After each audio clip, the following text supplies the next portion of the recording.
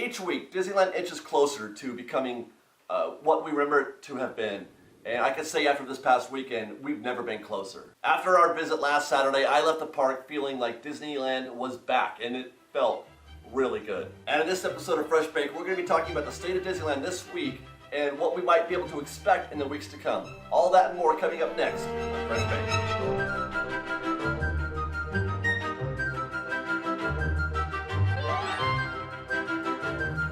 Hello again, everybody, and welcome back to Fresh Baked. I'm your host, David, and I'm here to tell you that the reports of Disneyland's demise have been greatly exaggerated. Now, the story isn't written yet, and we don't know everything there is to know about the health and wellness of the Disneyland Resort. And then we still have the holidays to get through. We still have to see how Disneyland performs during Halloween and Christmas and the New Year. So there's a lot of story to be written here. But I can tell you this past weekend was as close to some good old-fashioned Disneyland as I have seen since, well, I guess February of 2020. So today, let's talk about how the crowds appeared and felt throughout the park, what the wait times were like, and how they reconciled with the crowds. We'll check in on dining, mobile order, and even how a mobile wait list is doing for table service restaurants.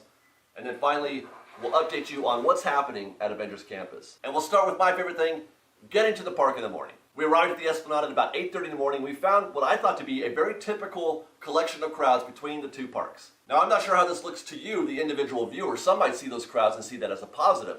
Some might see those crowds and see that as a negative. But when I say that this Saturday felt very normal, this is the kind of thing I'm talking about. That is the level that I normally would have expected on a given Saturday in the Esplanade. That's how I found it on just about every Saturday, except for the rarest, busiest days.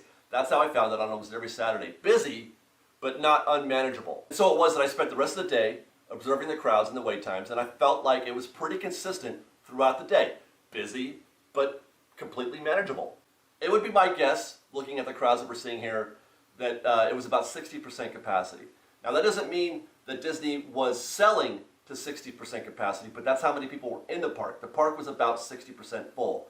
I would say around 50,000 people. If full capacity is 80,000, 60% of that is 48,000, rounded off to 50. Now, it's possible that Disney was selling, or could have sold, or made available more capacity, 70%, let's say, but they didn't sell all 70%. So it could have been busier had people bought all the tickets. And the reason why I suggest that is because if you look at the calendar lately, there have been days open. They've had tickets available, reservations available pretty much steadily throughout the week. Every day you could buy, I don't know, I would imagine, I haven't looked at it recently, but you could look on the calendar today and you could probably buy a ticket for tomorrow or the next day.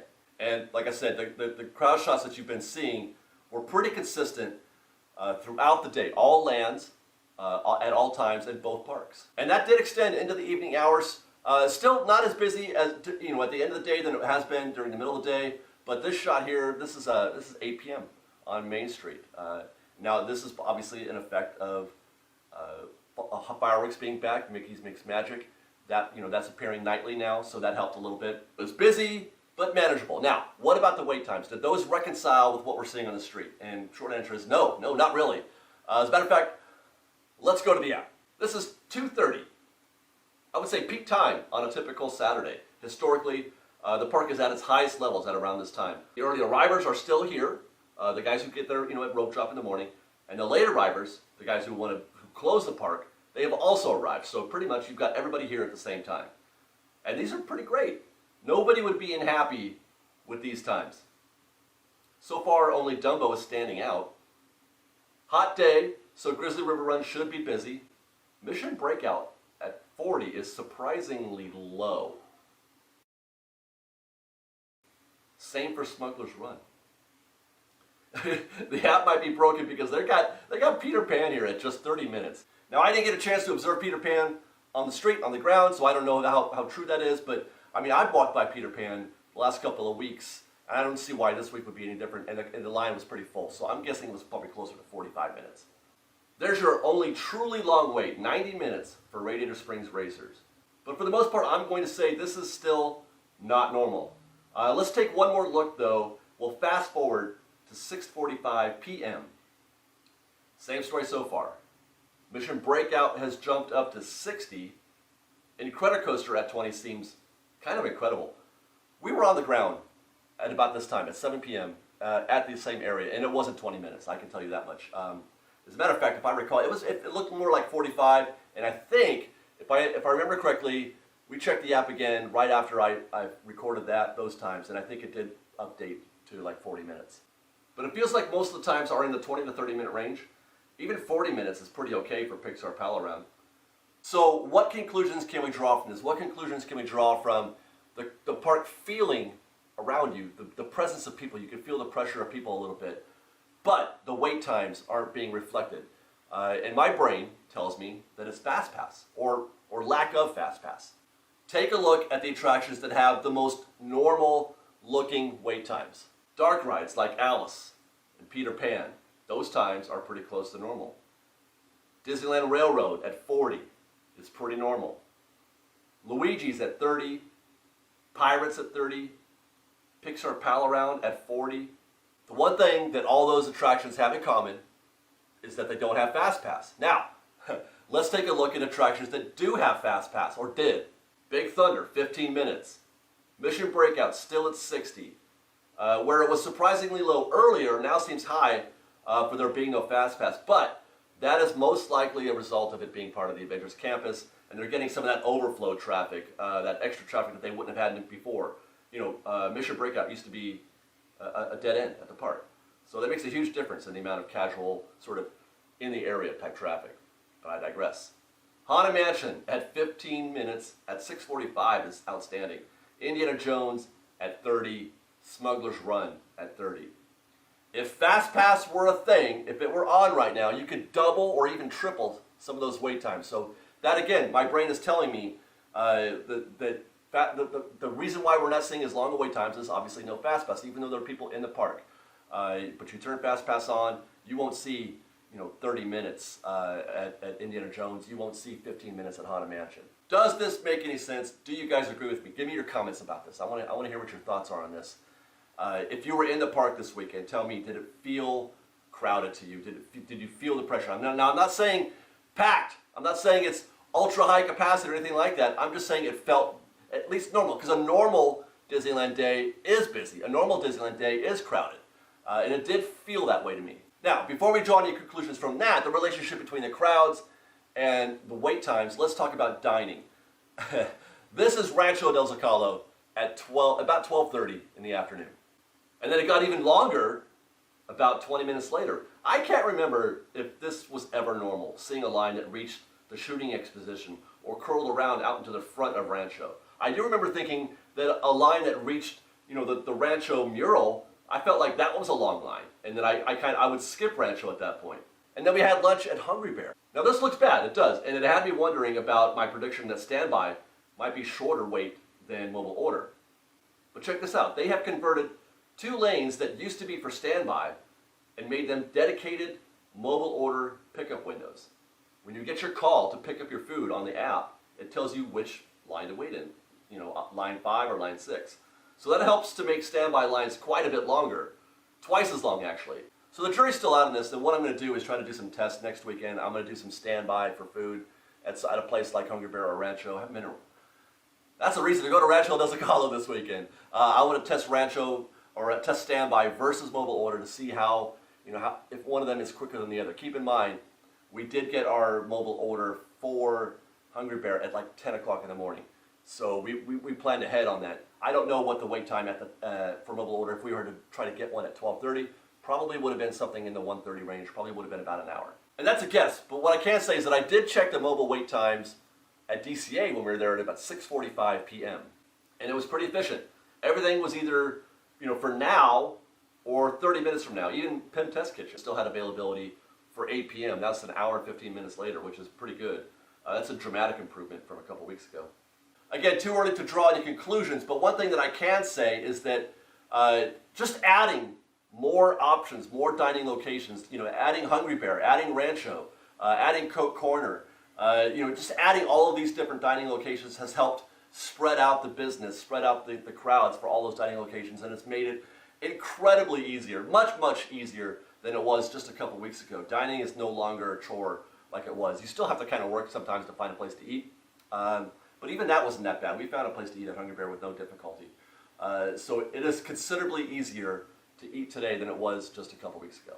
And then finally, we did some testing on the mobile wait list. You remember last week we tested Oga's Cantina, found it pretty easy to get a table or to get a spot in Oga's. It was like, I think, a 30-minute wait. Now that was at like, I want to say 10:30, 11 o'clock in the morning, so it wasn't at full capacity yet.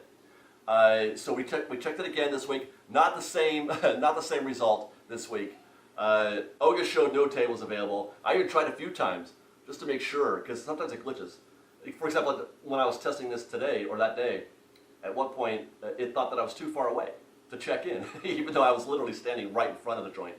But no luck, no tables. Same for Cafe Orleans at around 4:30. I did the same thing. I checked a couple times there. No tables available. Or no room available on the wait list at 4:30. The only place we were able to get on the wait list was for Riverbell, though we did that much earlier in the day, right around noon. We did also try Lamplight Lounge, but found they had gone a little old school. Lamplight Lounge is no longer using the mobile wait list. They're using a good old-fashioned physical standby, just like they used to back in the day. Now the difference is, back in the day, before it was Lamplight, they had that standby line. It was full service. The standby line for Lamplight is for the top level only, and only for drinks and some light snacks. Nothing, no entrees at all, and you couldn't eat downstairs. So that's standby is not as great as get yourself a reservation for Lamplight Lounge. I guess is what I'm saying, if you can, if that is important to you. Now, considering all that we were able only to get on one wait list, I still do think that the mobile waitlist is a viable option for those of you who missed an opportunity to get a reservation. I'm not saying you're going to get one, but it's at least better than it was. Before, you had to physically wait in a standby line. Sometimes they would give you, the little pager. That's so old school. But sometimes they would give you the pager and you just had to wait in a general area. At least with this, you get a firm answer. You can or you cannot. And if you can go do whatever you want for the next half hour. You can go as far away as you want. You'll get the push notification. So I do feel like this is an improvement. The mobile waitlist is an improvement over the old system. Okay, one last stop before we wrap things up, and that is to Avengers Campus. I wanted to just get a sense of how well Avengers Campus is doing today. It has now been, a month and a half now or so that it's been open. No standby wait, obviously still two-way traffic at all entrances and exits. The land feels just as crowded as it did the first 2 weeks. Check out this line for the Doctor Strange show, extending all the way into Cars Land. That's at least 2 shows I'm guessing, maybe even 3.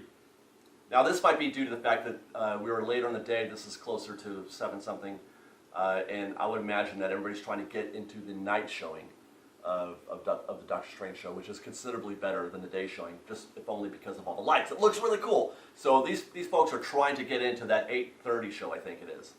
And if you want to see a line, follow me to Web Slingers. This is crazy. Everything the camera touches in the right half of the frame is cue for Web Slingers. There were cues everywhere. I even asked the cast member, I said, is that a cue? Yeah. Is that? Yes. Now, and this is not standby.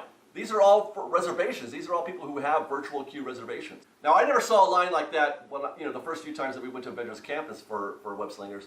But I can only guess that's due to the fact that they had lower capacity, and that means lower reservation numbers, I would imagine as well. But now that they've increased capacity into the parks, increased capacity everywhere, they probably increased reservations, but they don't have any more space. They don't have any more space to put those people who have a virtual queue. Unlike, let's say, Rise of the Resistance, where you've got this enormous, building to hide all those people with a virtual queue spot. Who knows what that would look like if you didn't have that building? Where, what would that queue look like? They don't have that kind of luxury at Web Slingers. It's kind of a small land, kind of a small building, but a ton of people. And what this tells me is the ride is simply too popular for the space that it's had available. I don't know what the solution is. There might not even be one, just an observation. But as observations go, Avengers Campus is still quite popular. They're as busy or more than they were when the land first opened. And with that, let's sum up. Park definitely feels like there were more guests everywhere you looked. Both parks, all lands, most all times of day. But the wait times are still quite manageable, due, I believe, to the lack of Fast Pass backing up standby. It's considerably easier to get food in the park, and it's actually a bit more difficult to do anything but eat at Avengers Campus. It's now pretty easy to eat at Avengers Campus, or easier, but it's still pretty difficult to do anything else in that land. But as mentioned, it's still a little too early to say what this means with respect to the future of Disneyland and how healthy it is right now. I think we need a couple more weeks to see how things react. This could be just hype from from the fireworks being, coming back or something to that effect. Maybe 2 more weeks, and then we can probably say whether or not Disneyland is back the way that we remembered it back in the day. But it sure felt like it in the moment. That evening, it sure did feel like it. So stay tuned to FreshBaked, because we're going to keep you up to date on all the developments that are happening inside the park. We've got a construction and ops update coming later this week, a side-by-side comparison of the Jungle Cruise, a trip report featuring my wife who showed up with me on Saturday, an update on how to park at Disneyland, and a complete how-to on single rider. We got a lot of stuff coming your way on FreshBaked. And then you can also follow us on Instagram at _FreshBaked, on Twitter at FreshBakedDisney, that's fresh with no E, and on TikTok at FreshBakedDisney. Otherwise, thanks for hanging out with us, guys. We love you very much. Be safe out there. Be kind to one another. FreshBaked.